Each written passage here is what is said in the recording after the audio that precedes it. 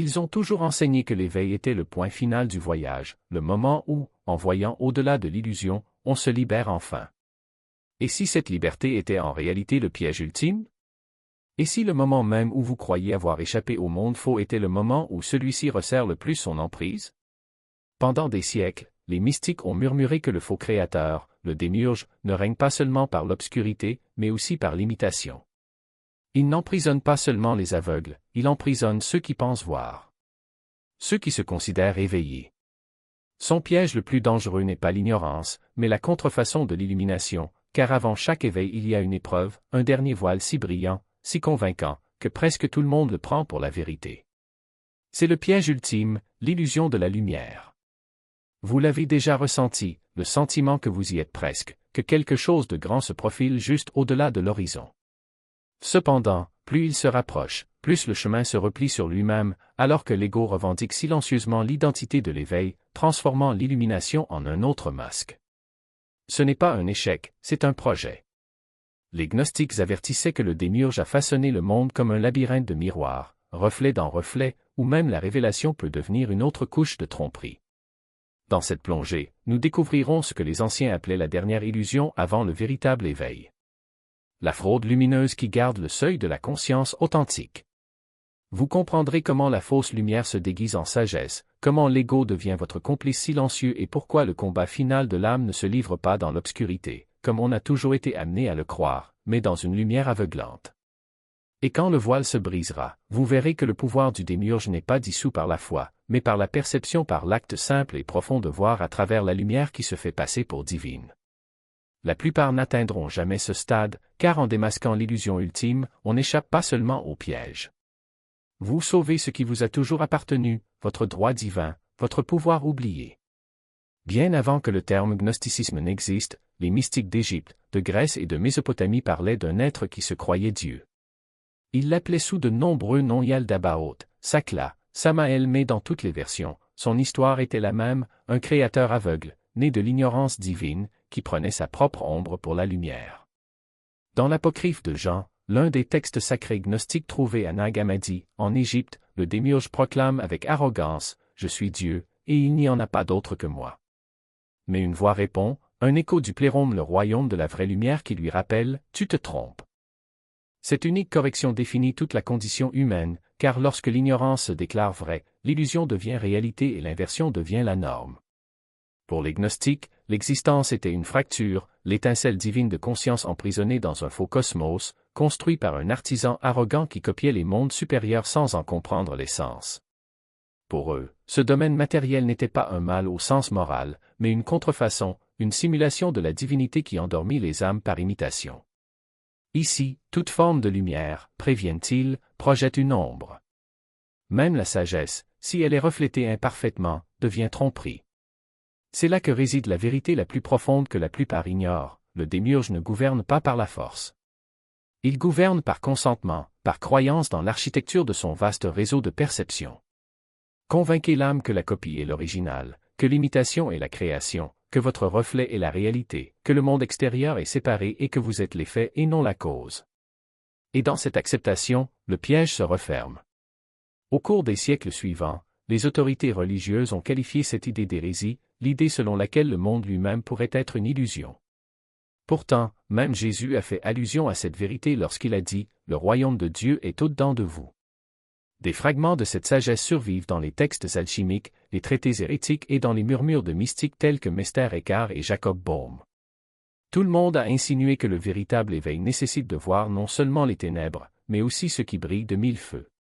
Parce que, comme on le disait, la plus grande astuce du diable est de convaincre le monde qu'il n'existe pas. Et la seconde est de persuader les éveillés qu'ils sont déjà libres. Le piège final, que les gnostiques appelaient Wanda, n'est pas seulement matériel. C'est de la métaphysique. C'est le dernier attachement de l'esprit à la fausse lumière, la soif de l'ego de revendiquer l'illumination plutôt que de s'y dissoudre. Dans leur cosmologie, même les cieux étaient des voiles superposés, des royaumes de beauté et de splendeur créés pour retarder le retour de l'âme à la source. Chaque niveau est plus radieux que le précédent, chacun murmurant « Vous l'avez fait ». Mais ceux qui s'éveillent vraiment le savent, la vraie lumière ne peut pas être vue, seulement mémorisée. Et lorsque le souvenir apparaît, l'illusion ne prend pas fin, vous réalisez que c'est vous qui l'avez tissé depuis le début. Le démiurge ne crée pas les ténèbres pour vous garder piégé, il crée de fausses lumières, car personne ne s'agenouille devant l'ombre, mais chacun adore ce qui semble vrai. Chaque illusion qu'il construit est faite de reflets, des reflets d'amour, de sagesse, de paix, mais jamais de la véritable essence. Pensez à un miroir, il montre la forme, le mouvement, la brillance, mais ne contient rien. C'est ainsi que fonctionne ce faux monde, radieux, mais vide. Et plus il brille, plus il détourne l'attention de ce qui est réel. Mais son astuce la plus subtile, l'illusion ultime, va au-delà de tout paradis ou croyance. C'est l'illusion de l'éveil lui-même, le sentiment que vous êtes arrivé, que vous êtes désormais au-dessus de ceux encore perdus dans le rêve. C'est ainsi que la fausse lumière nourrit l'ego. Il transforme l'illumination en hiérarchie, la supériorité en substitut de la vérité, l'ego vêtu des robes du divin. Les gnostiques ont décrit ce piège comme un esprit contrefait, une force intérieure qui imite l'étincelle divine mais se nourrit d'orgueil, de supériorité et d'attachement à l'identité. Elle murmure, « Tu es spécial ». Et croire à ce murmure est le fantasme ultime de l'ego. Mais la véritable étincelle divine ne revendique aucune spécialité. Cela le dissout. C'est ainsi que le démiurge se cache dans le psychisme, non pas comme un tyran, mais comme une suffisance, comme le besoin subtil d'avoir raison, d'être vu, d'être choisi. Vous pouvez méditer pendant des années, jeûner, chanter des mantras ou citer des écritures. Mais si vous vous accrochez encore à l'image de l'illumination, vous tournerez dans la même illusion. Le piège ne vient pas seulement de l'ignorance. Cela se présente également comme un contournement spirituel, lorsque l'ego s'accroche à l'amour et à la lumière tout en fuyant l'ombre. Mais voici le paradoxe le plus profond, on n'échappe pas à l'illusion en luttant contre elle, car la résistance la nourrit. L'illusion se nourrit de polarité, le bien et le mal, la lumière et les ténèbres, l'éveil et le sommeil. Chaque opposition génère de l'énergie. Chaque conviction renforce le réseau. Dès l'instant où vous vous définissez contre l'illusion, vous en faites partie. Les gnostiques ont donc fait quelque chose de radical, ils ont arrêté de résister et ont fait un pas hors de l'illusion. Et la transparence révèle ce qui a toujours été là. Ce que vous appelez « je » n'est rien d'autre qu'un ensemble de perceptions en mouvement, un fleuve de sensations, de pensées et de souvenirs qui s'accroche à lui-même comme s'il était solide. Mais la vérité est qu'il n'y a rien à quoi s'accrocher. Toute tentative de se définir, de se fixer sur une identité spirituelle ou mondaine, n'est qu'un autre fil dans la toile du démiurge. Il n'a pas besoin que vous croyiez en quelque chose de spécifique, il a juste besoin que vous croyiez en quelque chose. Puis si vous vous identifiez à n'importe quel récit, aussi noble soit-il. Parce qu'au moment où vous dites « je suis ceci » ou « je ne suis pas cela », vous êtes déjà coincé à nouveau. Les gnostiques le savaient. Par conséquent, ils ne cherchaient pas une nouvelle croyance, mais leur dissolution. Ils ne voulaient pas remplacer une illusion par une autre, mais les voir toutes. Ils ont compris que l'éveil n'est pas un accomplissement, mais un lâcher-prise. Ce n'est pas quelque chose que vous réalisez, mais quelque chose que vous ne parvenez pas à bloquer. Et le plus gros blocage n'est pas l'ignorance, mais la certitude. La conviction que vous savez déjà, que vous comprenez déjà, que vous êtes déjà là. Car dès l'instant où vous pensez être arrivé, le démiurge sourit. Il sait que le piège le plus subtil est de vous faire croire que vous y avez échappé. Par conséquent, la vraie liberté ne réside pas dans l'accumulation de la sagesse, mais dans la remise en question même de la sagesse. Il ne s'agit pas de suivre les maîtres, mais de les voir tous. Il ne s'agit pas d'atteindre des états élevés, mais de réaliser qu'aucun état n'est permanent, pas même l'illumination. Le démiurge aime les états élevés. Il les offre en récompense, comme preuve que vous êtes sur la bonne voie. Mais le bon chemin ne mène nulle part. Il n'est qu'une autre ligne dans le sable, une autre illusion de progrès. Ce que les gnostiques appelaient gnose n'était pas une connaissance à acquérir, mais un oubli. Un oubli de tout ce que vous pensiez être. Un oubli des histoires qu'ils se racontaient, des identités qu'ils portaient, des vérités qu'ils défendaient. Parce que la vérité n'est pas quelque chose que l'on possède. Elle est ce qui reste quand on cesse de s'accrocher à quoi que ce soit. Elle n'est pas un objet de recherche, mais l'espace vide où se dissout la recherche. Et voici le secret le plus profond, vous êtes déjà ce que vous recherchez. Il n'y a rien à réaliser, car vous n'avez jamais été séparés. Ce que vous appelez « éveil » n'est pas une transformation, mais une reconnaissance. Il ne s'agit pas d'un voyage vers l'extérieur, mais d'un retour vers l'intérieur, vers ce qui a toujours été là, observant, tranquille. Le démiurge ne peut pas y toucher. Il peut créer des milliers de miroirs, des milliers de reflets, mais il ne peut jamais imiter le sans-forme. Il peut offrir la lumière, mais il ne peut pas être la lumière. Cela peut simuler la paix, mais cela ne peut pas être la paix. Parce que la vraie paix n'est pas un état. C'est le silence qui précède tous les états. Alors comment se libérer? Pas de combat. Ne pas chercher. Sans résister. Mais simplement arrêter. Arrêtez de nourrir l'illusion avec votre attention. Arrêtez de croire aux histoires qu'elle raconte. Arrêtez de s'identifier à ce qui va et vient. Lorsque vous vous arrêtez, le démiurge perd son pouvoir. Parce que cela n'existe que tant que vous y croyez. Au fur et à mesure que vous bougez, cela bouge. Pendant que vous cherchez, il vous propose. Tant que vous résistez, cela persiste. Mais quand vous l'êtes, il n'a nulle part où se raccrocher. Cela ne veut pas dire que vous devez devenir passif. Cela signifie que vous devez devenir présent. Ce n'est pas un cadeau d'effort, mais de livraison. Pas un don de contrôle, mais de confiance. Parce que la vraie confiance ne consiste pas à croire que l'on est sur le bon chemin, mais à savoir qu'il n'y a pas de chemin. Il n'y a pas de destination. Il n'y a que cet instant, ce silence, cette conscience qui observe tout sans s'accrocher à rien. Lorsque vous regardez la peur, vous n'y faites pas face, vous l'observez simplement. Quand vous regardez le désir, vous ne le niez pas, vous le voyez simplement.